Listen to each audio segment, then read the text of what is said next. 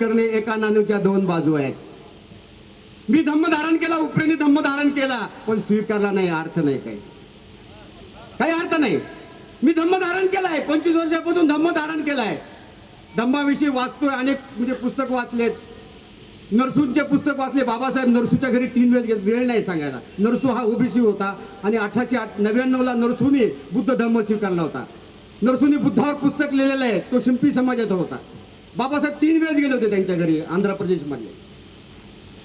आणि मग मी हा बुद्ध धम्म धारण केलेला आहे, पण स्वीकारला नाही, उपयोग नाही.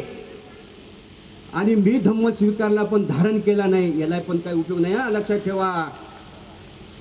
मी धम्म स्वीकारलाय पण धारणच केलं नाहीये, त्याला पण काही उपयोग नाही. इथं झालेल्या बुद्धिस्टला पण सांगतो मी, हे 22 प्रतिज्ञा, त्यातल्या 11 प्रतिज्ञा आमचे बरेच देवारे फिवारे नाही आमच्या घरी. देवारे आम्ही फेकून दिलेले आहेत, काही झालं नाही आमच्याला.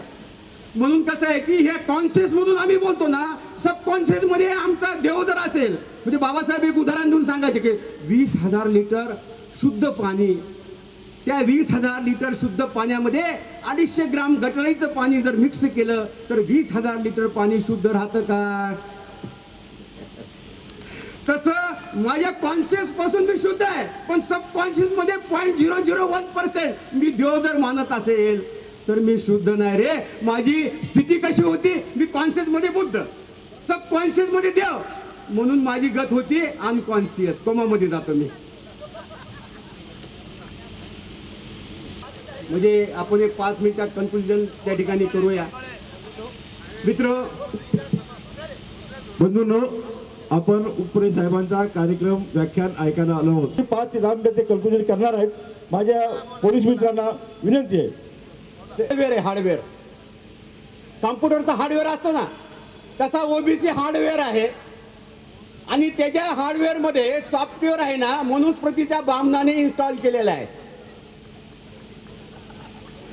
ब्राह्मणाने मनुस्मृतीचा सॉफ्टवेअर आमच्या डोक्यामध्ये इन्स्टॉल केलेला आहे. 365 दिवसाचा प्रोग्राम देऊन बर का, त्या सॉफ्टवेअर मध्ये 365 दिवसाचा प्रोग्राम फिट केलेला आहे. सूर्यग्रहण, चंद्रग्रहण, नवरात्र, गणपती हे कसे करायचं तो 365 आपोआप करतो.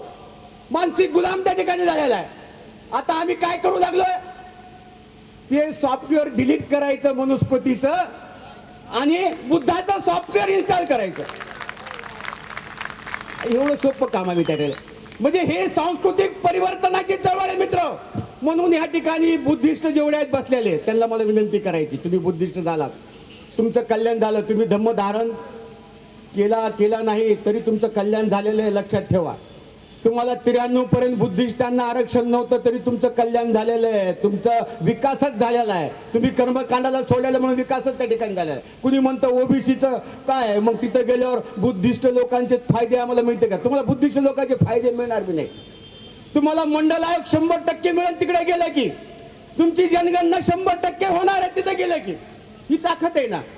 म्हणून बाबासाहेब म्हणायचे की तुमच्याजवळ मनुष्यबळ नाही, 52% येतो आम्ही, कागदावर जाऊ, द्रवबळ नाही आणि मानसिक बळ पण नाही. आम्ही प्रत्येक गोष्ट ब्राह्मणाला विचारतो, जाऊ का मोर्चामध्ये, जाऊ का तिकडे आंदोलनामध्ये? बामण म्हणतो नरकात जाशील, जाऊ नको. तो वेळ नाही सांगायला मला, ओबीसी त्याच्यामुळे उतरत नाही. आणि मग आमच्याकडे मानसिक बळ नाही, द्रवबळ नाही, मनुष्यबळ नाही. बाबासाहेब म्हणतात की तुमच्याजवळ जर हे तिन्ही बळ नसेल तर तुम्हाला त्या सामर्थ्याचा असणारा शोध घ्यावा लागणार आहे. जे सामर्थ्य आहे त्याचा सामर्थ्याचा असणारा शोध घ्यावा लागणार आहे तुम्हाला. आणि मग ते सामर्थ्य कुठे? ओबीसीचा. आज त्या सामर्थ्याच्या जीवावर ओबीसीना आज त्या ठिकाणी बोललं पाहिजे. डॉक्टर बाबासाहेब आंबेडकर म्हणायचं सामर्थ्याचा शोध घ्या, तर आम्हाला सामर्थ्याचा शोध लागला. हे बुद्धिस्ट आहेत ना आता झालेले, हे सर्व आमचं सामर्थ्य आहे.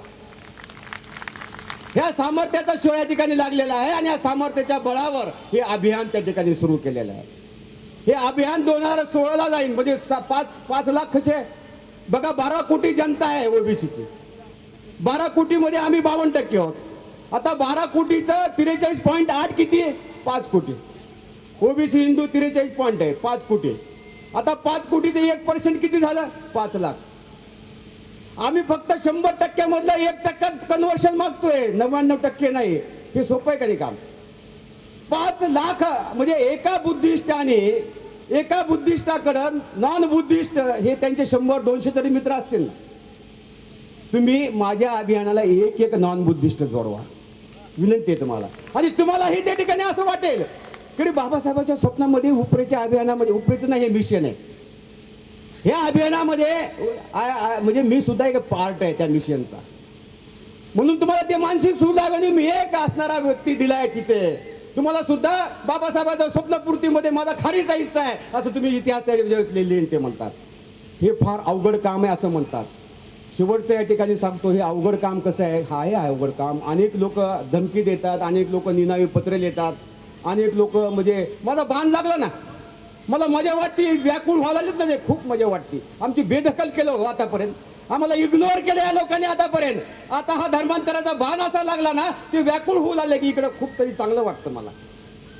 म्हणून मला या ठिकाणी सांगायचं की एक उदाहरण, जंगलाला आग लागत असते, जंगलाला आग, दंतकथा आहे पण हे इथं सूट होईल.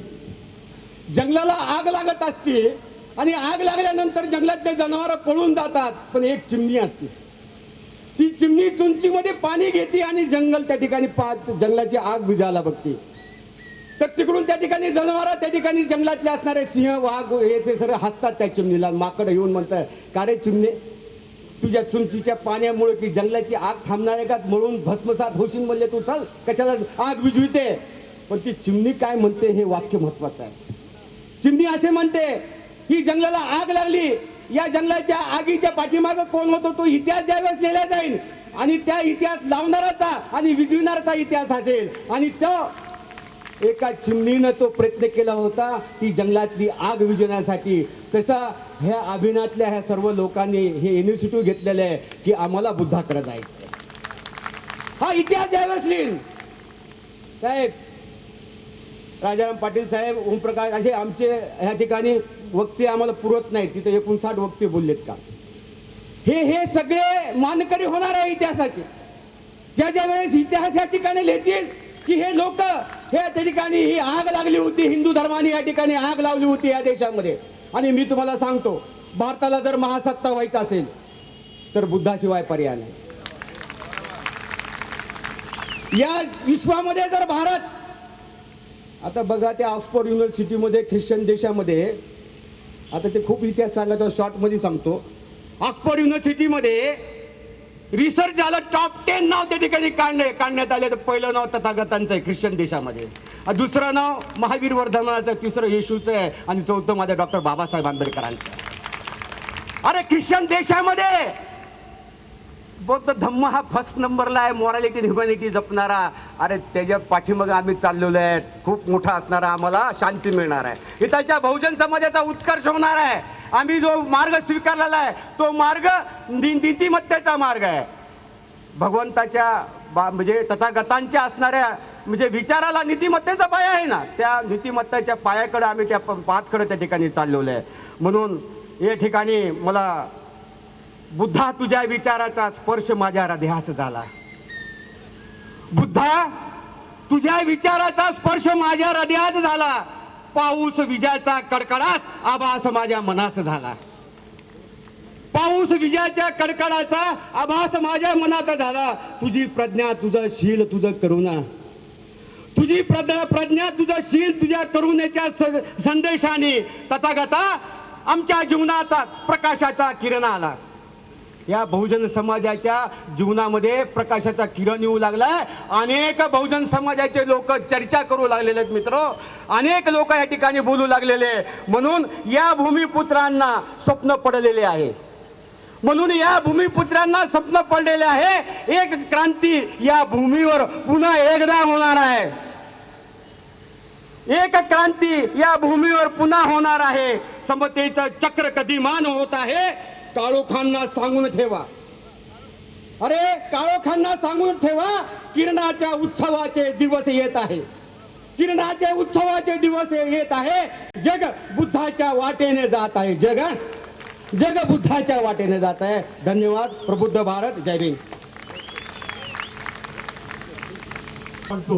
आणि असं सहकार्य आपण या अभियानासोबत ठेवायचे आहे, हे सर्वांनी दखल घ्यायची आहे.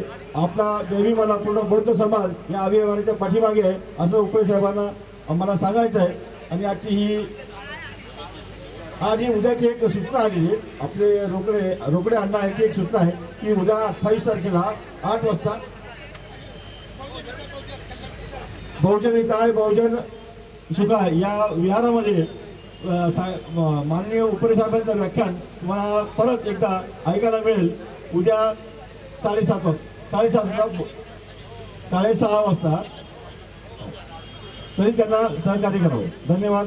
सर्वांचं जाहीर आभार. Thank you very much.